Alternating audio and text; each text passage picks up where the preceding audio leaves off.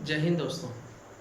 इससे पहले जो पहला वीडियो मैंने बनाया था सुजान भगत के बारे में, उसके आगे का ये वीडियो है।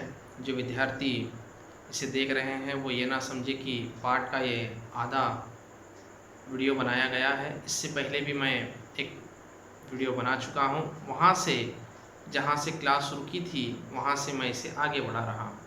हमने अंतिम वीडियो में देखा कि सुजान भगत जो हैं वो देखते हैं अपने घर के पास एक भिक्षुक आया है और भिक्षुक आकर वो वहाँ पे प्रार्थना कर रहा है कि उसे कुछ भिक्षा दी जाए।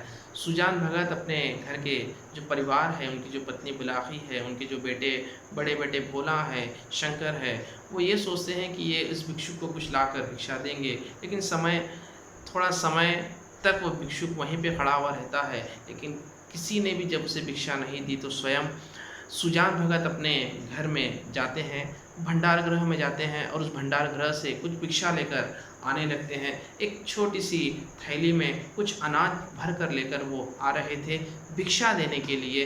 इतने में वहाँ पर भोला आता है और भोला की जो दृष्टि है यानी कि नज़र वो उस भिक्षा पे पड़ती है। वो अपने पिता के पास पहुँच कर कहता है कि पिताश्री, ये आप क्या कर रहे हैं? ये भिक्षा यानी कि भिक्षा को जो भीख होती है, जो भिक्षा होती है, वो इतनी नहीं दी जाती। भिक्षा को भिक्षा की तरह दिया जाता है। इस तरह के शब्दों का वहाँ पे भोला प्रयोग करता है। तो यहाँ पे सुजान उन्हें समझाने की कोशिश करते हैं कि इसके अंदर ज़्यादा भिक्षा नहीं है, ये बहुत कम है। लेकिन भोला ये नहीं मानता। भोला की नज़र में वो बहुत ज़्यादा भिक्षा थी, इसलिए सुजान भगत के हाथों से वो उसे छीन लेता है और ये कहता है कि ये भोला की यानी कि उसकी स्वयं की और उसके भाई की मेहनत की अनाज है और ये अनाज मैं ऐसे भिखारियों के ऊपर मैं खर्च नहीं करूँगा। वो लेकर जब वहाँ से चला जाता है तो इस घटना का असर सुजान भगत के मन में बहुत गहरा पहुँचता है। सुजान भगत उस भिखारी के पास जाकर कहते हैं कि इस समय उस भिखारी को देने के लिए उनके पास कुछ नहीं है। वहाँ से वो भिक्षुक चला जाता है। सुजान भगत अपने घर के एक हिस्से में आकर, जिसे कह सकते हैं पेड़ के नीचे या किसी एक जगह पर बैठकर वो सोचने लगते हैं, क्या अब इस घर में उनका कोई अधिकार है या नहीं? क्या इस घर में घर के वो स्वामी है या नहीं? इस घर के अंदर अब वो मुखिया है या नहीं? इस तरह के बहुत सारे जो सवाल हैं, प्रश्न हैं, वो सुजान भगत के मन में आने लगते हैं और देखते ही देखते समय कब गुज़रता है यानी कि रात का समय होता है, पता ही नहीं चलता। बुलाखी जब उन्हें भोजन करने के लिए बुलाती है, बुलाखी अपने पति सुजान को भोजन करने के लिए बुलाती है, लेकिन वो आने को तैयार नहीं है, क्योंकि बुलाखी को पता ही नहीं कि सुजान के मन में क्या चल रहा है। सुजान किस दुविधा से गुज़र रहे हैं, उनका अपमान घर में कैसा हुआ है, उसका गहरा असर सुजान को हो चुका था। इस बात का पता बुलाखी को है ही नहीं, उनके बेटे भोला को है ही नहीं, शंकर को है ही नहीं, लेकिन ये तमाम चीज़ों को यहाँ पे बैठकर सोच रहे हैं। कौन सोच रहे हैं? सुजान सोच रहे हैं। बुलाखी बुलाती है, भोला आता है, शंकर आता है, एक के बाद तीनों आकर बुलाते हैं, लेकिन जब वो जाते नहीं तो अंत में बुलाखी फिर उन्हें भोजन के लिए बुलाने की कोशिश करती है। तो यहाँ पे दोनों पति और पत्नी के बीच में कुछ नोकझोंक होती है। यहाँ पे सुजान भगत अपने दिल की व्यथा को इस तरह से व्यक्त करते हैं कि अब वो इस घर के स्वामी नहीं हैं, या अपने बेटों की कमाई खा रहे हैं, या अब वो कोई कार्य नहीं कर रहे। इस तरह के शब्द यहाँ पे दोनों के बीच होती है। तो जो बुलाखी है वो हार मानकर वहाँ से चली जाती है और अंत में ये कहती है कि सुजान भगत जो सोच रहे हैं ऐसा नहीं है। रात का समय होता है और रात के समय में सुजान भगत जो उनके मन में चल रहा था उसके कारण उन्हें नींद नहीं आती। कह सकते हैं जब मनुष्य बहुत ज़्यादा दुखी होता है या बहुत ज़्यादा किसी चीज़ को लेकर सोचता है तो स्वाभाविक है प्रिय विद्यार्थी कि उसका मन व्याकुल होने के कारण ना ही उसे निद्रा आती है, ना ही उसका मन संतोष से रहता है। ठीक उसी तरह से सुजान भगत का यहाँ पे मन था। रात में उन्हें नींद नहीं आती और रात के आखिरी पहर में उठते हैं, यानी कि एकदम आखिरी जो रात का जो लास्ट स्टेज होता है उसमें उठते हैं और उठकर जो घर में गाय भैंस जानवर है उनके लिए चारा काटने लगते हैं।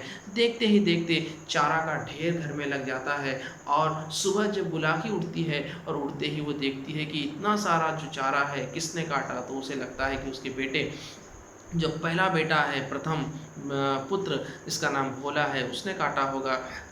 जब भोला से पूछा जाता है तो भोला साफ मना करता है। उसके बाद में शंकर से पूछा जाता है तो शंकर भी साफ मना करता है।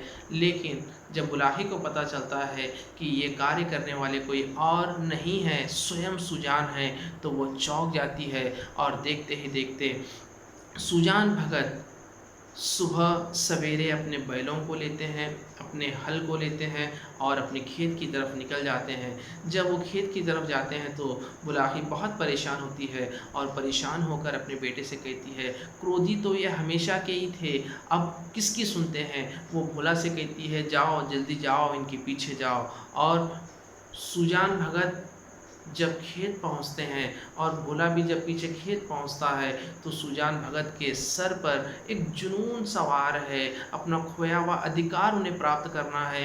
और वहाँ पे जो सुजान भगत हैं वो खेत में काम करने लगते हैं। देखते ही देखते दोपहर के आते आते सुजान भगत खेत का आधा हिस्सा जोत लेते हैं, यानी कि खेत के अंदर हल चलाते हैं। और इस तरह से कठिन परिश्रम करते हुए देखकर भोला भी परेशान होता है और भोला डर के मारे कुछ नहीं कहता। देखते ही देखते समय गुजरता है और सुजान भगत अपने खेत में इतना कठिन परिश्रम करते हैं, इतना कठिन परिश्रम करते हैं कि कुछ महीनों के बाद वहाँ पर भगवान की दया से एक ऐसी फसल बनकर तैयार होती है जो आसपास के किसी खेत में नहीं थी। सुजान भगत की मेहनत रंग लाती है और उनके खेत में जो फसल है वो एकदम जब कह सकते हैं फसल कटने को तैयार होती है, एकदम जब फसल भगवान की दया से जब बनकर ऊपर की तरफ आती है, तब वहाँ पर पूरे गांव में, आसपास के लोगों में एक खबर फैल जाती है कि सुजान भगत के पास भगवान की दया से बहुत अच्छी फसल हो चुकी है। अब उस फसल की कटाई का समय आ चुका है। और सब लोग जानते थे कि जो सुजान भगत का जो स्वभाव है वो धार्मिक है, उनका मन जो है लोगों की मदद के लिए हमेशा तैयार रहता है। सब लोग जानते थे कि अगर सुजान भगत की फसल के समय जब कटाई होती है, जब किसान कटाई कर कर फसल को अपने घर ले जाने की जब तैयारी करता है, तो सब लोग जानते थे कि उस समय अगर हम सुजान के पास गए तो सुजान के पास से कुछ ना कुछ हमें मिलेगा। तो वहाँ पर बहुत सारे लोग इकट्ठा होते हैं और उस लोगों में जो गरीब थे, जो ज़रूरतमंद थे, और वहाँ पे कुछ भिक्षुक भी थे जिसे हम भिखारी कहते हैं, और वहाँ पे वो भिक्षुक भी था जो उस समय घर आया था।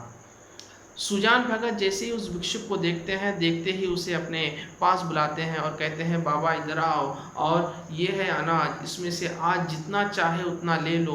जैसे ही सुजान भगत उस भिक्षुक से कहते हैं, वो भिक्षुक डर जाता है, लेकिन सुजान भगत कहते हैं कि तुम जितना ले सकते हो इसमें से ले लो। जब वो भिखारी वो भिक्षुक लेने से घबराने लगता है या हिचकने लगता है, तो स्वयं सुजान भगत अपने हाथों से उस एक कपड़े में अनाज को भरते हैं और भर कर उसे देने की कोशिश करते हैं। तो वो भिक्षुक कहता है कि मुझसे इतना उठा नहीं जाएगा। तो सुजान कहते हैं, अच्छा तो कोई बात नहीं। स्वयं सुजान भगत उस भिक्षुक के लिए अपने हाथों से कपड़े में अनाज डालकर उठाकर अपने कंधे पे उठाकर ले जाने की कोशिश करते हैं और उससे कहते हैं, चलो मैं पहुंचाऊंगा। जब वो ले जा रहे थे या अनाज उस भिक्षुक को देने की कोशिश कर रहे थे, उसकी मदद कर रहे थे, जाते समय वो अपने बेटों से कहते हैं, अपने बेटे भोला से कहते हैं कि यहाँ पे जो गरीब लोग हैं उन्हें ये अनाज में से कुछ हिस्सा देना, कुछ हिस्सा उन्हें भी देकर वो उन्हें विदा करना।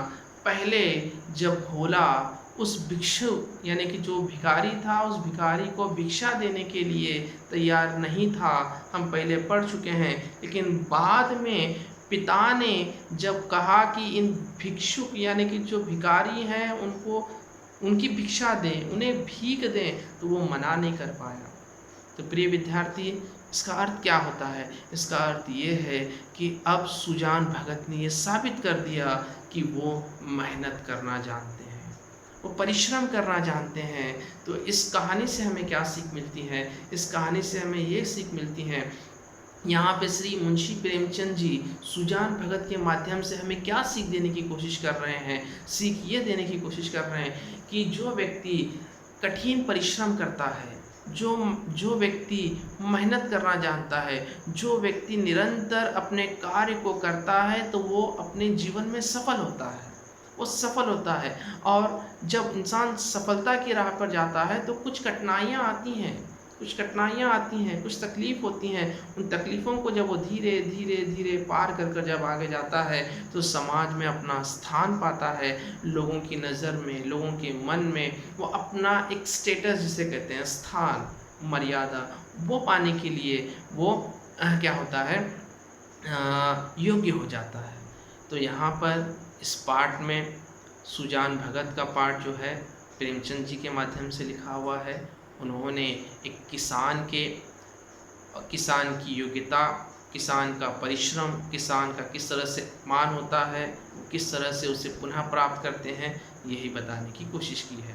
प्रिय विद्यार्थी, अगर आप चाहते हैं कि आपके लिए मैं इसी तरह से और दूसरे वीडियो बनाऊं और दूसरा जो पाठ्यक्रम है उसके ऊपर भी वीडियो बनाऊं, तो कृपया करके जब मैं इस वीडियो को YouTube में अपलोड करूंगा तो आप अपने कमेंट्स मुझे बताएं और इसे लाइक करें, इसे देखिए, अपने दोस्तों को भेजें और मुझे ये बताने की कोशिश करें कि मैं और आपके लिए नए वीडियो लाऊं।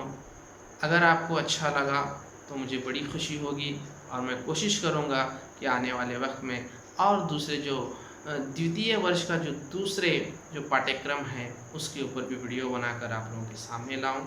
तब तक के लिए अपने परिवार का ध्यान रखें, दिल लगाकर पढ़ाई करें और आने वाली परीक्षा में इस वीडियो के माध्यम से अगर आपको लाभ पहुँचे तो मुझे बहुत ही हर्ष होगा और मुझे बहुत ही खुशी होगी। तब तक के लिए फिर मिलेंगे इस उम्मीद के साथ। जय हिंद।